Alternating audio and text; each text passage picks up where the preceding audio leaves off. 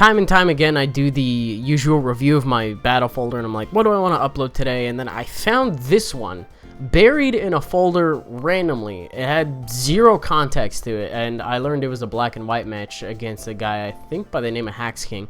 I don't know if I've uploaded this or not, but it was just sitting there. I don't even know, but by the looks of it, it was a UU match. I don't really know anything about it, but I figured we'll just toss this. It was kind of a short video. I was looking at it and kind of trimmed a little bit, and I was like, oh shit, this is only like 19 turns. So I got this with another match, and we're gonna have ourselves a nice little doubleheader. And I didn't feel like changing the background to a different one. I had this one on for whatever reason, so you guys get a different background today. Hey, lovely. So against a guy by the name of HaxKing. He's going to lead with Swampert. I'm going to go ahead and lead with Sableye. My guess is I probably taunted to prevent the Stealth Rocks from being set up.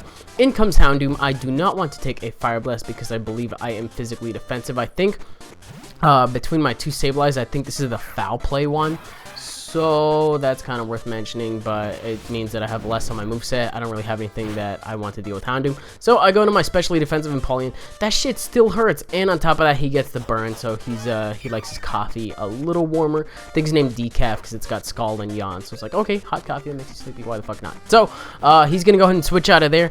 I believe I'm going to go for the Stealth Rocks because I do have that on the set. Houndoom is not really going to want to stay in to take a Scald. If he goes for the Fire Blast and he takes me down to torrent range, I probably can take him out with a Scald just like that, especially after the life orb recoil he's got going on. So because I am status, I'm not worried about being sleep powdered, so I guess that kind of benefit me a little more in the long run, since all he's really going to do is set up a layer of spikes. My Ice Beam does not do that much because I'm not offensive at all, but you know what, I really don't mind if he gets that many fucking layers set up. I don't remember whether or not I had a spinner, but I guess I just didn't really care at the time because I kind of thought this matchup was going to be fine. So he hits up a second layer of spikes. I'm going to go for another Ice Beam, looking like a pretty solid 3-hit KO. And if he wants to get the spikes, for all I care, it really doesn't matter. I've scared out his Stealth Rocker for now. I could have gone into Sableye somewhere midway through, but he would have gotten those 2 layers up anyways, and it turns out he's got rest. So it's like, you know what? Whatever. He's going to be asleep. He's going to be biding his time in here. I think I go for an Ice Beam while he's asleep, but you know that moment when you're kind of looking at your team and you're looking at your opponent's team and you're like, okay, this is going to be a good match. And then it like dawns on you that you have like one fucking javelin on your team that if you throw it right, it pierces right through everybody. And it's just like right, just line it up right, and then you can just mow right through it. I believe that moment's going to happen a little bit, but he goes out to Swampert. I believe I go for the Ice Beam again. I was talking about that because I thought that was going to happen now.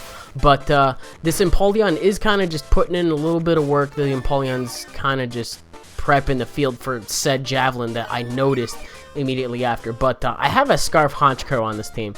And Scarf Honchkrow is kind of a big deal, but I'm going to go for a Scald now because I'm in torrent range. Hopefully take him out, burn him, kind of whatever. He's weakening his physical wall, which is going to be kind of a nice thing to have, especially because now it's in the range where Honchkrow can definitely take it out with a Brave Bird, no problems whatsoever. I do believe I take him out on the next turn with another Scald anyways, though I don't remember seeing this thing later on in the game. So my guess is I just take it out now, and that's great. I mean, he did get Stealth Rocks, and I think 2 layers with spikes, but to be honest, it really doesn't end up mattering that much to me. So I mean, everything that comes in is going to take a little bit of hazards, but it's fucking whatever. So he's got a Rose right here. It's going to go ahead and take me out with a Giga Drain, I believe, but he's really not going to get that much off of it. And the fact of the matter is he's still at like a decent amount of HP.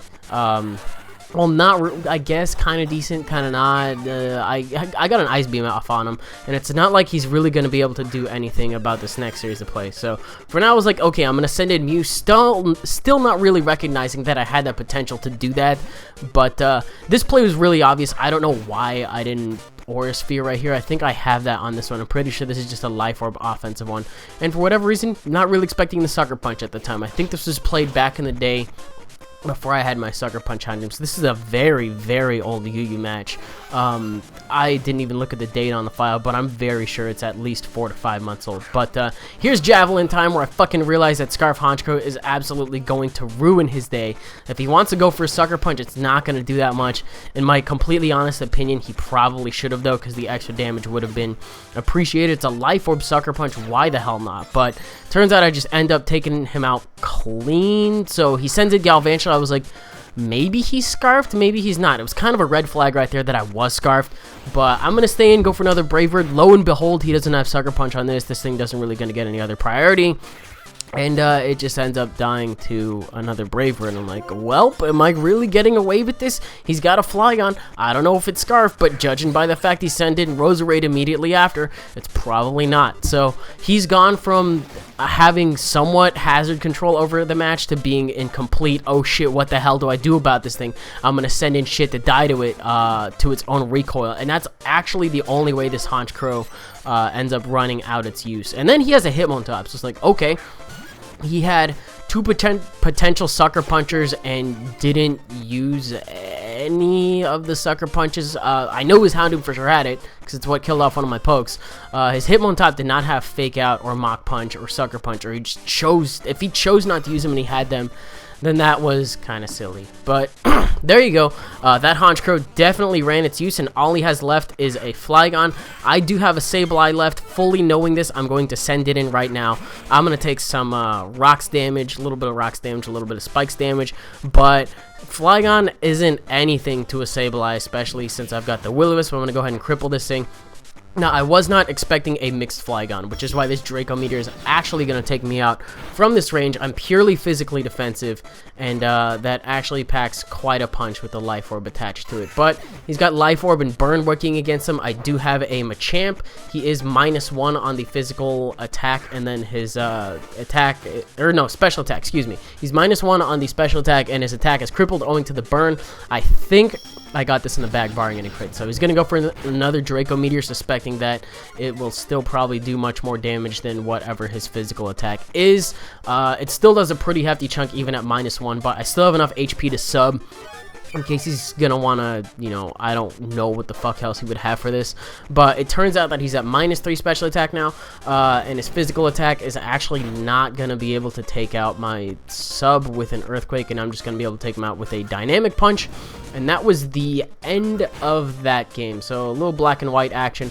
Probably going to have a little bit more for you screen recorded, or not screen recorded, actually camcorder recorded, because I'm going to a standard tournament that's in the area on Saturday. So expect a couple of those matches. It's probably going to be with that Sun team that I like using so much. It's a fun tournament team, but I'm kind of rambling. We'll talk about that near the end of the video. For now, I have a RU match, I believe, against SmashBrosPro33. And I am uploading this because I know full fucking well what happens in this game.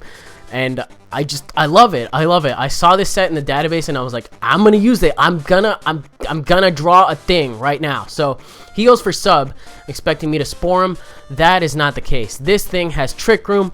I'm gonna go for the Trick Room, and then because I'm at such a low amount of HP as is, Endeavor is gonna do a lot of damage.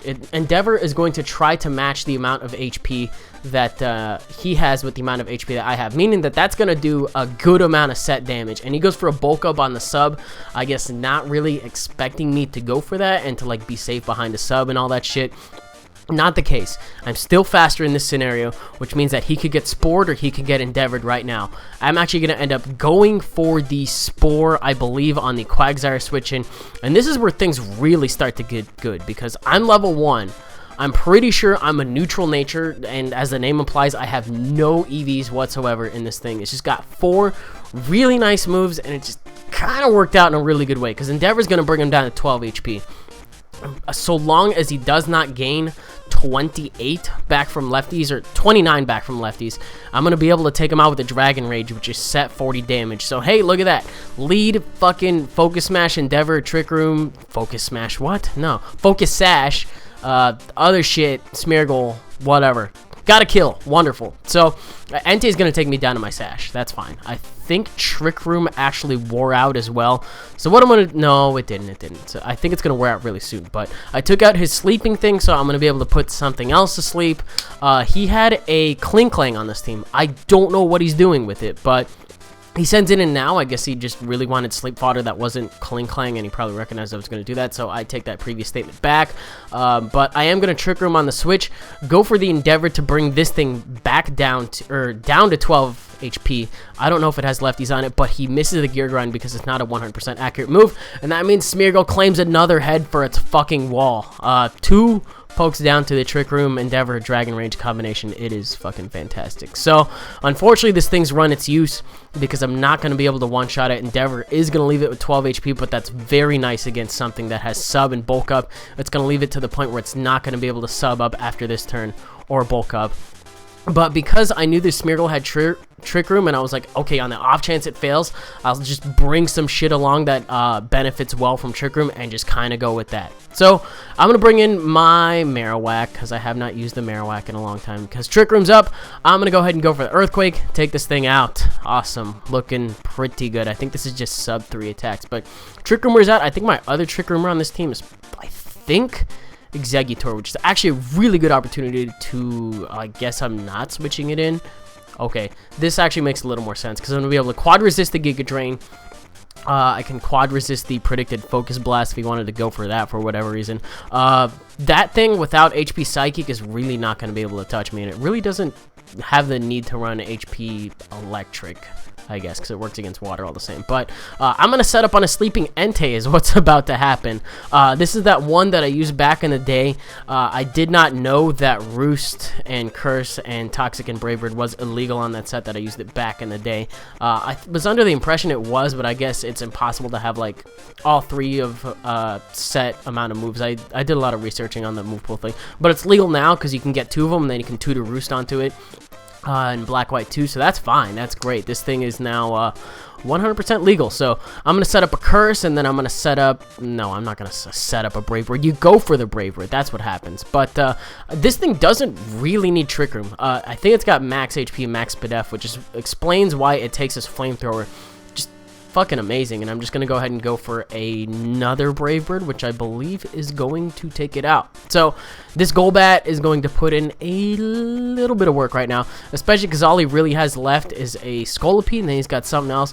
Rock Slide ain't gonna do shit to a Golbat. I mean, it missed, which really doesn't matter. And I can't flinch from the Rock Slide either, owing to my Inner Focus ability. So don't go around saying that shit mattered. I'm pretty sure he couldn't have killed me even with a crit, but after X amount of curses, I forgot how many I went for, but you can see that it only does 60 damage. I would have been able to get away with that Roost no matter what. I forgot how much HP I was at before the Roost, but maybe a crit could have taken me out. I don't remember, but if he got a crit, whatever, I still had a bunch of other pokes to take it. But get away with the Brave Bird. I'm doing okay on HP, and then all he has left is his Sceptile, which I don't think can really hurt me that bad with hidden. I forget what this hidden power is. What is it? Dark? I don't know. It's neutral on Golbat. That is fire. Now that I think about it, fire kind of makes sense. It's probably the only thing I would be expecting. That's neutral. Yeah, whatever. It's not flying, so well, it could be. I don't know. It was neutral. It's not really doing shit. So I just roost up a couple times, get back some HP to the point where I can live another one of these hits, and probably proceed to take him out with a Brave Bird. Since we're getting near the end of the footage in Vegas, I'm going to assume that this right here is probably the last turn. So take a hidden power. It's not a crit or anything like that. And I'm just going to go ahead and clean house with Golbat. So had 3 pokes in this video. Definitely putting in some work. These were shorter matches. And I was like, I don't know what I want to do with them. They were kind of cool, but kind of not really. Some people really don't like these kinds of matches. I kind of do. I think they're fun in moderation to watch. Just a couple of pokes just really put in a good amount of work. So that was kind of a doubleheader. Honchkrow being MVP for the first one. I definitely want to say Smeargle was MVP for this one. Smeargle and Golbat probably put in equal amounts of work, but hey, that Smeargle set is kind of fun. So that's going to do it for this video. I really hope you guys enjoyed it. If you did, you're welcome to leave a like rating, comment, subscribe, and do your thing. If you missed my Halloween special, I'm going to leave that in the link today because I thought it was just that awesome. That's another doubleheader.